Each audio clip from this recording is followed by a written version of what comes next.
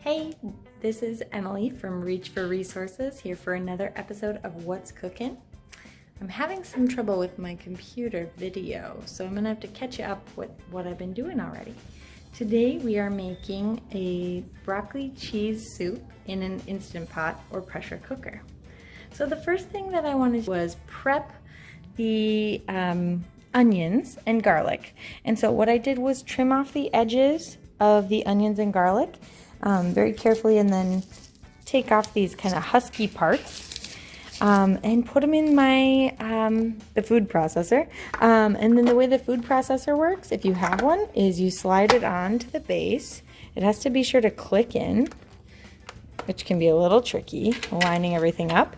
And then you just put the top on, click it in, and chop it up really quick. So that's what I did today to kind of just make it go really fast, and it's pretty safe too. You can't just put a whole onion in there though. You do have to cut it up into quarters after you kind of trim these bits. And the garlic cloves can be whole, but you do want to take off those husky parts.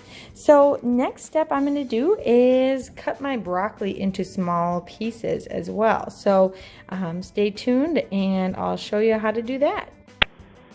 All right. Here's some instructions on how to cut a broccoli flower if you've never done that before. If you have a longer stem than this, I would chop that off. This will probably give us enough of the good part of the broccoli, but you're welcome to use all of it in your soup. I'm going to use the stalk. I don't often use it if it's like a stir fry or something, but for this one, I'm definitely going to use the stalk. And so what I'm going to do is just kind of cut off the big flowers very carefully, and then I'll cut them up a little smaller, and then I'll chop up the stalk as well. So there's that. I'll set that aside. And then these are really easy to cut. You don't have to have a super sharp knife. I like to use my chef knife for everything, and then I have fewer dishes. But yeah, use a smaller knife if you're more comfortable. And these are real easy to cut. And then I just I'm throwing them in a bowl next to me that's all clean and chopped broccoli that'll be ready to add to my soup when it's time. All right, I'm going to keep going on this. You can press pause and finish up your broccoli, and then we'll move to the carrots. Here's what the base of the broccoli looks like. I chopped that a little bit finer than some of the flowers. Now I'm going to go with flower number 2. I've peeled and washed all my carrots. First wash, then peel.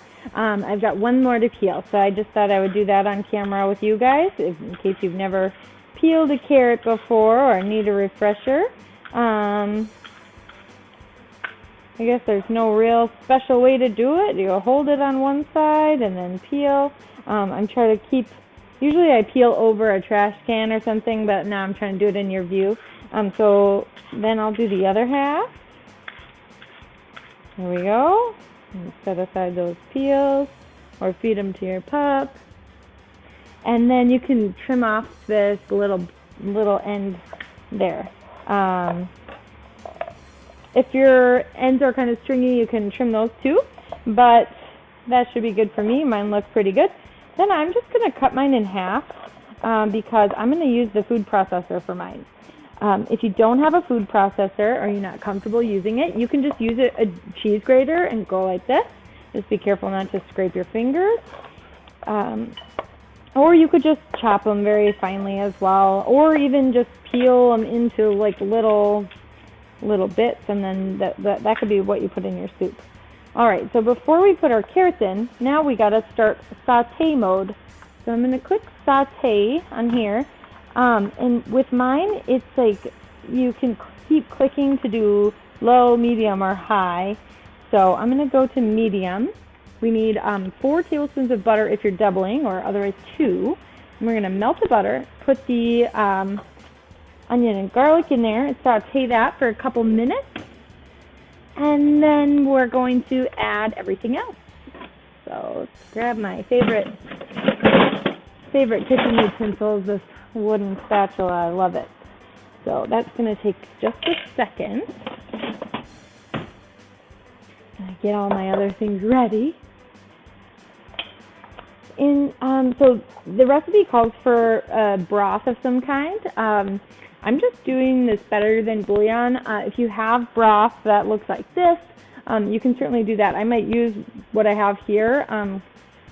And then I just make sure it's not expired. Yeah, we're good to go.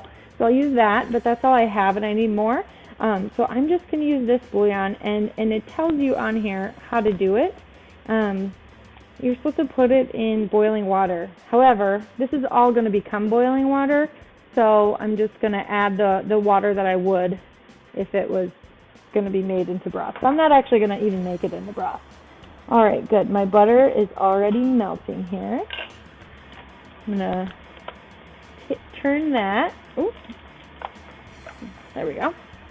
Take the blade out, set it aside, and then I can knock all my onions and garlic into there and saute that with my butter for a couple minutes while I get the carrots ready. Okay, so just keep an eye on that, don't let it get too hot. Put this back on there on lock. It's always easier if you put the blade in before you put the food in. I'm going to add a couple carrots here. That looks pretty good. Okay, now lock the top. And here we go.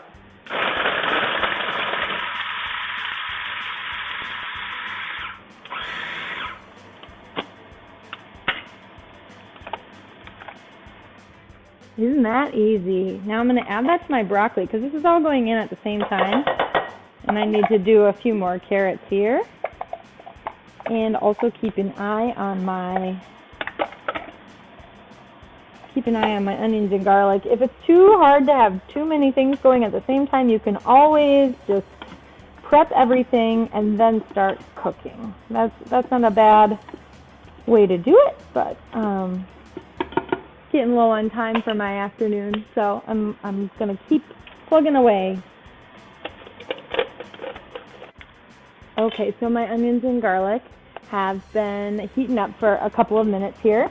All it calls for is 2 minutes. I don't think it matters if you do it a little longer. I've heard with garlic that you want to do it until you can smell the aroma. So I think that's a good advice. Now I'm going to add my seasonings here. So a half teaspoon of this crushed red pepper. And then it says salt to taste. So you can always add more salt later, but you can't take it out. So, yeah, that's a little bit slow. I'm just going to add kind of the same amount of salt, or maybe just a 1/4 teaspoon there. And then it calls for a half teaspoon. Again, this is for the doubled recipe of black pepper. So I'm just gonna, it's really hard to measure black pepper when you have it in a grinder. If you're picky about having it perfect, you could grind it into a small bowl and then you can have the measurements. But again, you can always add more pepper later if that is something you want to do. Okay, so I'm going to stir those around. And the next step is to add, I think, all the veggies and the broth. So here's the broccoli and the carrots.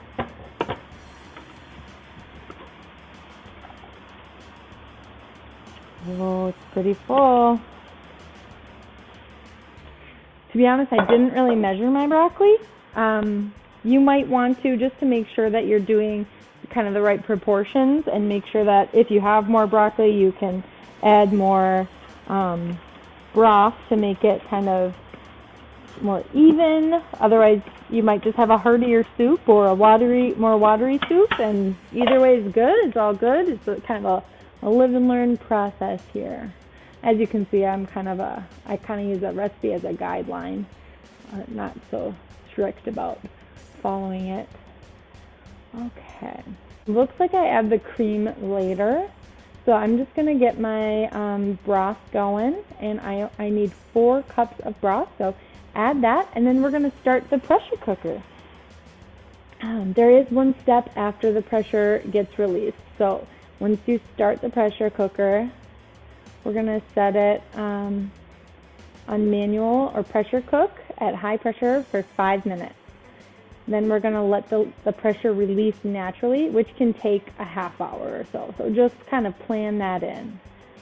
Just make sure that when you're setting your pressure that you're setting your nozzle to sealing. And then later on, when you go to release it, you move it to the venting mode. So you just move it kind of like that.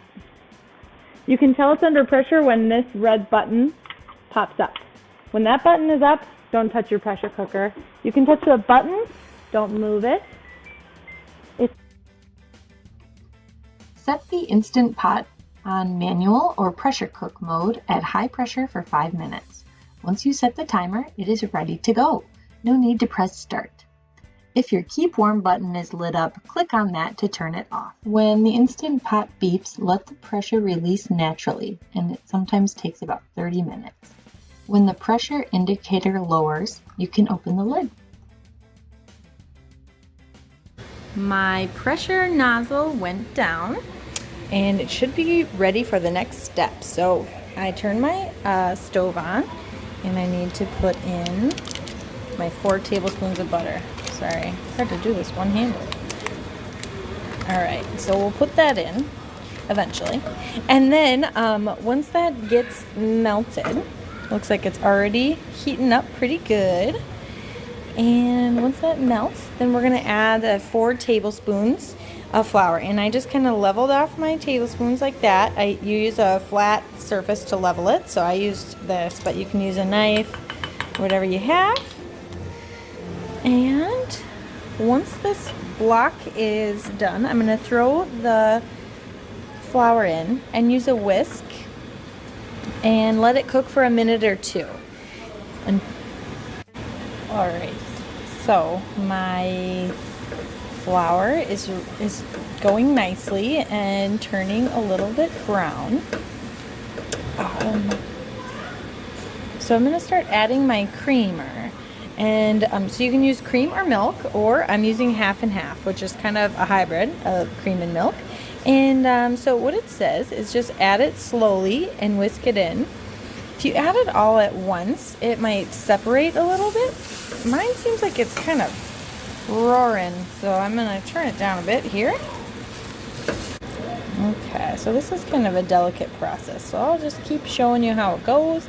And then once we're done here, then we're going to pour it into our slow cooker and add one of the most important ingredients, the cheese. So since I'm doubling, I have a 4-cup bag of cheese, so there's no measuring. Same thing with this pint. I needed 2 cups of cream, or a half and half, and that's how much is in a pint. So I don't have to measure. I did measure my flour and butter. Look at that. That's looking really good. It's nice and smooth, and it's going to be the perfect thickener to our soup. All right, this is just pour the last in now. And let me show you what our soup looks like. Ooh, it's gonna get a little creamier once we add this. But for now, it's just veggies and broth, so maybe not the most exciting, but a little healthier version if you did it without the cheese and the half and half. All right, I'm gonna let this heat up for just another minute. This whisk isn't gonna do too much in my big pot, so let's give this a stir here. Looks like my broccoli really broke down, so it's very hot. Just be careful when you're stirring. Don't touch the metal part of it. It says now turn it on saute mode. So if you have that as an option on your slow cooker, do that, and that'll just kind of keep it heating up to help melt the cheese. And the cheese is probably going to melt no matter what, but. All right, I think we're incorporated here, so I'm going to turn my burner off. All right, I'm going to turn my range hood off. If you have a gas stove, make sure you're using your exhaust.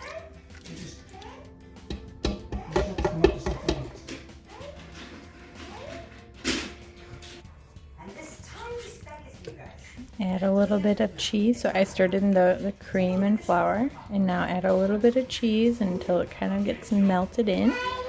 Then we can add more and just kind of repeat that process until all the cheese is in there. Once the cheese is in, it's ready to go.